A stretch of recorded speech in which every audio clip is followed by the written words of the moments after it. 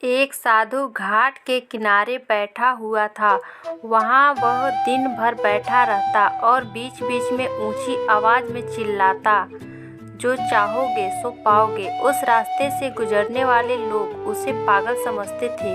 वे उसकी बात सुनकर अनसुना कर देते और जो सुनते वे उस पर हंसते थे। एक दिन एक बेरोजगार युवक उस रास्ते से गुजर रहा था। साधु की चिल्लाने की आवाज उसके कानों में भी पड़ी, जो चाहोगे सो पाओगे, जो चाहोगे सो पाओगे। यह सुनकर वह युवक साधु के पास आ गया और उससे पूछने लगा, बाबा, आप बहुत देर से जो चाहोगे सो पाओगे चिल्ला रहे हो। क्या आप सच में मुझे वो दे सकते हो जो मैं पाना चाहता हूँ?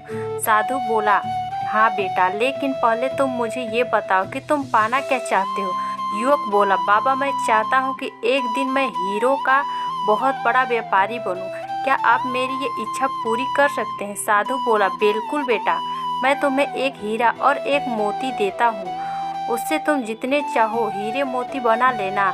साधु की बात सुनकर युवक की आंखों में आशा की ज्योति चमक उठी।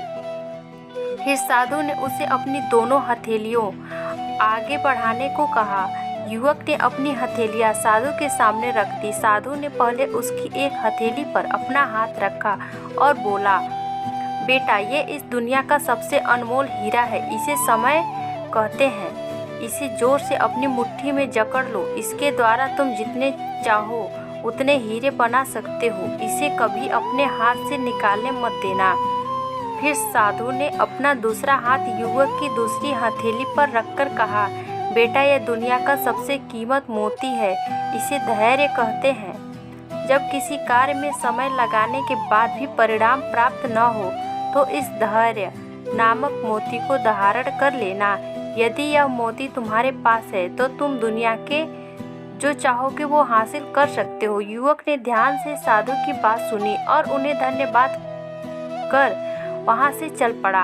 उसे सफलता प्राप्ति के 2 मूल मंत्र मिल गए थे। उसने निश्चय किया कि वह कभी अपना समय व्यर्थ नहीं गंवाएगा और सदा धैर्य से काम लेगा। कुछ समय बाद उसने हीरे के एक बड़े व्यापारी के यहाँ काम करना प्रारंभ किया। कुछ वर्षों तक वह दिल लगाकर व्यवसाय का हर गुण सीखता रहा और एक दिन अपनी मेहनत और लगन से अपना सपना साकार करते हुए हीरे का बहुत बड़ा व्यापारी बना। जीवन में लक्ष्य की प्राप्ति के लिए समय और धैर्य बहुत जरूरी है। अपना समय कभी बेकार ना जाने दें और मुश्किल समय में धैर्य ना छोड़ें। तो दोस्तों, ये छोटा सा कहानी आपको कैसी लगी कमेंट करके ज़रूर बताइए। कहानी अच्छी लगी हो तो चैनल को भी सब्सक्राइब कीजिए।